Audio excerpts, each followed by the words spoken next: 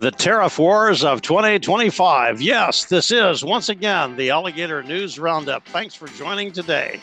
Plus, $50 million in condoms, an epidemic of diabetes, hope for quadriplegics, Subaru is hacked, future predictions from 100 years ago. Here we go. Number 6. NBC News. Trump and leaders of Canada and Mexico say tariffs will be delayed 1 month after talks. Last Saturday, President Trump signed yet another executive order. That would be maybe 20,000 of them now. Just kidding. This one establishing a 25% tariff on all items entering the U.S. from Canada and Mexico. It also called for a 10% tariff on Chinese goods. The following Monday, both Trudeau, Canada, and Sheinbaum, Mexico, had placed telephone calls to Trump, basically asking him, "What do you want, Mr. President?" One might be tempted to think that we have wrung our hands in anguish over unbridled immigration for several years without concrete movement, and here in the space of 2 days, we suddenly have verbal international agreements in place. Is it really this easy? The prospect of such huge tariffs would substantially raise the price of goods for U.S. consumers, which would be bad for us and would virtually destroy the economies of both Mexico and Canada, which would be catastrophic for them. What Trump wanted was to stop the inward flow of both immigrants and fentanyl. While Trump has essentially closed the U.S. border to incoming immigration, he expressed the desire, requirement, order, demand for Canada and Mexico to take similar steps on their sides of the border. Within 48 hours of Trump's initial announcement, the conversations had occurred, and the U.S. president had reduced his action from an order to a mere threat. Canada and Mexico have 30 days to comply with his demands or face the imposition of the tariffs. You know, it is almost like we are seeing rational strategic negotiation rather than clumsy economic warfare. Check back here in a month and we'll see what's up. While President Sheinbaum of Mexico promised to add 10,000 Mexican troops to her northern border to stop immigration and intercept fentanyl, it remains to be seen what effect that will have. I can understand stopping the immigrant, but finding the fentanyl might be a little more problematic. Will Trump hold to his tariff threat if the flow of fentanyl remains at current levels? It is a distinct possibility. You know, it's not easy finding current statistics on U.S. fentanyl deaths. In 2022 and 23, there were about 75,000 each year, roughly 3/4 of the total drug overdose deaths in this country. 2024 seems to show an increase of maybe 15%. Whichever, that's too many. That number is about 4 times the number of traffic deaths and 2 times the number of gun deaths, including both suicides and gang activity in the United States. Number 5. Fox News. State Department pulls millions in funding for condoms in Gaza, as Trump administration looks to trim spending. Newly minted Secretary of State Marco Rubio froze a great deal of, but maybe not all of, foreign aid payments last weekend while he took stock of where exactly the money is going. Turns out some big chunks of it are going to projects that would cause most of us to feel something akin to outrage.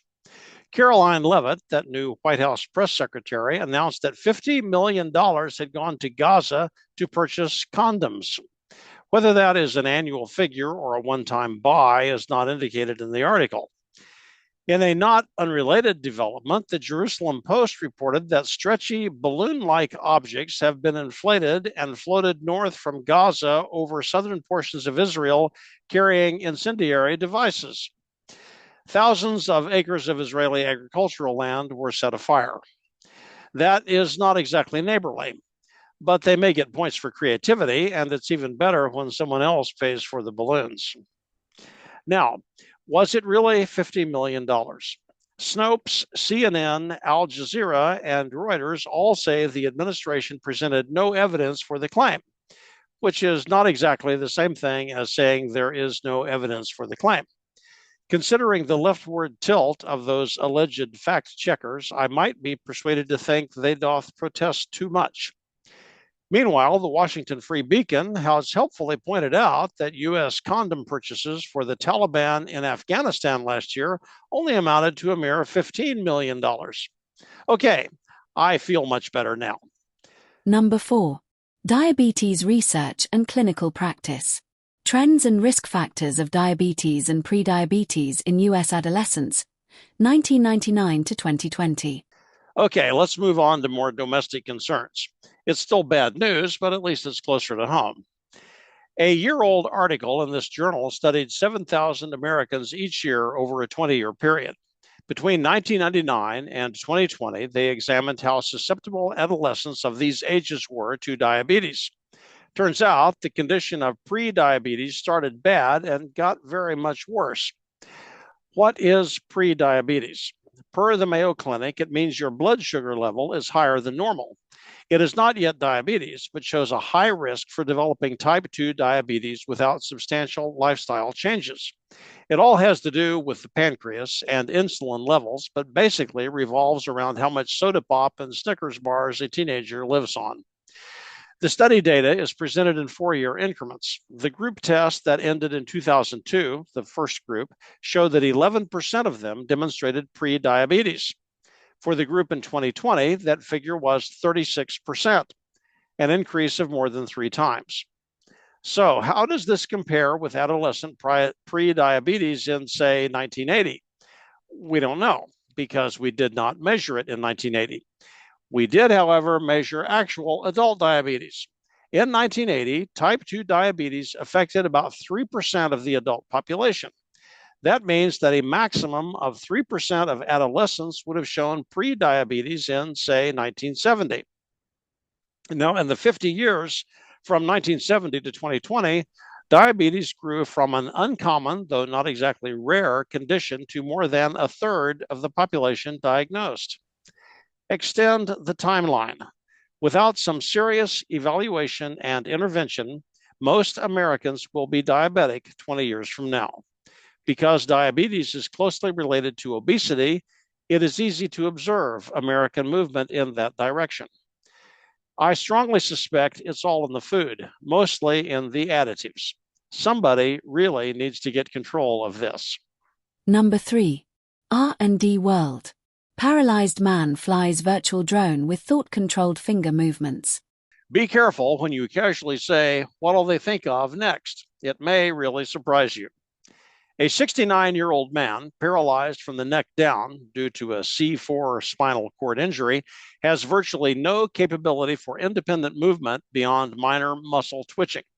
Thanks to Stanford University's BrainGate 2 clinical program, he has now successfully piloted a drone through hoops in a basketball court. The drone is virtual, and the hoops are virtual, but the neurological pathways from his brain to his fingers are apparently quite real and have allowed him to fly the machine on his own. His brain commands his fingers to move in ways that manage a control knob for the aircraft.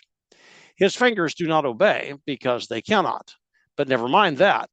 Microelectrodes, whatever those are, were surgically implanted in his left precentral gyrus, whatever that is, and essentially replicated an artificial network of nerve endings to respond to the brain commands. Arthur C. Clarke famously said, "Any sufficiently advanced technology is indistinguishable from magic." After some experimentation, the patient, formerly an accomplished aviator, learned to navigate the drone copter. He was eventually able to fly a pattern through 18 rings in 4 minutes. Having myself been for a short time in an intensive care unit without speech, mobility, or the use of my hands, I can appreciate the vast sense of accomplishment this must have brought about. Incredible. May his tribe increase. Number 2. Jalapnik.com. Hackers crack Subaru's connected services to access location data, door locks and more. Starlink, that intelligent Subaru system that lets you call for roadside assistance, plan your trips, unlock your doors, and probably many other things that are hidden in the owner's manual, is easily hacked. What a shock. A pair of self-proclaimed white hat hackers, but who really knows, they are hackers after all, discovered vulnerabilities in all late model Subarus by means of accessing the My Subaru app. Gaining access to the administrator control panel, they were able to reset the owner's password without his knowledge. Once they discovered his email address, they could then bypass the rest of the built-in security. Gaining data from the car required knowing the vehicle identification number, which was easily obtained by looking at public registration records based on the license tag number. I just love a digital, interconnected society. Once inside the administrative console, the White Hats could read location data and determine where the car had been in the last year. They could also unlock the doors in real time. Of course, there's still the matter of an ignition key and a transmission lock, but give it time. Because Jalopnik thoughtfully published this article, and here I am propagating it, I am confident other not-so-white hat hackers are already on the job. If Subaru has this vulnerability, what of Hyundai, Kia, or Toyota? Number 1. The Akron Beacon Journal. 100-year-old predictions. The writer staff at the Akron Beacon Journal, while the news cycle is suddenly supercharged by a new U.S. presidential administration, apparently have nothing better to do than look up century-old newspaper clippings. But I can't really blame them. Trying to keep up with the news is exhausting. Thanks to the ABJ writers, we have these jewels from last century's roaring 20s. Here are predictions about 2025 made in 1925. Aging. Sir Ronald Ross, 1902 recipient of the Nobel Prize in Medicine. Miraculous medicine will not stop. Perhaps we will all be immortal. No one can say how long we may live when we are free from the ravages of germs. Actually, God can. A man's days shall be 120 years, Genesis 6:3. Our days may be 70 to 80 years if our strength endures, Psalm 90:10. Governments. H.G. Wells, author. There will not be numerous nations, but only three great masses of people: the United States of America, the United States of Europe, and China. Almost. Actually, there are 195 nations today. Global government. E. Fournier de Albay, Irish physicist. The earth will be under one government, and one language will be written and understood. Travel and commerce will be free and unfettered, and calamities and dangers met by the united forces of all mankind. I guess he missed Genesis 11 in that Tower of Babel discussion, and also the whole one world government, end times, Antichrist, and beast thing, Daniel chapter 9 and Revelation chapter 13. No more oversleeping. Archibald M. Lowe, British scientist. Signals will be sent out at frequent intervals to radio alarm clocks on different wavelengths, say between 6 a.m. and 10 a.m. every morning, to catch the signal at the desired time. Watches will be synchronized by signals sent several times daily. Not so far off, really, but who needs an alarm clock at 10 a.m.? Communications. Dr. A.R. Wentz, seminary professor. People would use a pocket-sized apparatus for communications to see and hear each other without being in the same room. Dick Tracy would be proud. The end of poverty. Sophie Irene Laib, Child Welfare Committee. Juvenile poverty will be eliminated. Then the next step will be to address adult poverty. Not quite. Jesus, the poor you will always have with you. Matthew 26:11. And this commentary on automobiles. Horse-drawn vehicles are fast disappearing from our streets, but jackass-driven automobiles will still be with us 100 years from now. And thanks for joining the Alligator News Roundup for Friday, February 7, 2025. Try to keep up with new developments as the United States makes moves toward the Panama Canal, Canada, and Greenland. Elon Musk's Doge dismantles USAID.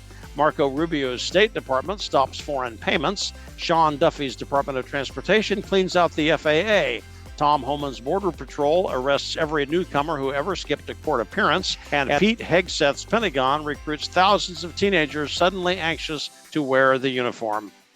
Maybe by the time you read this, RFK's Health and Human Services will have outlawed the breakfast cereal aisle. You can have steak and eggs with your choice of oatmeal or grits without sugar, and some fruit on the side. Have a good weekend. Don't forget to share. Thanks for joining the Alligator News Roundup. Join us again next week. Where's my coffee cup?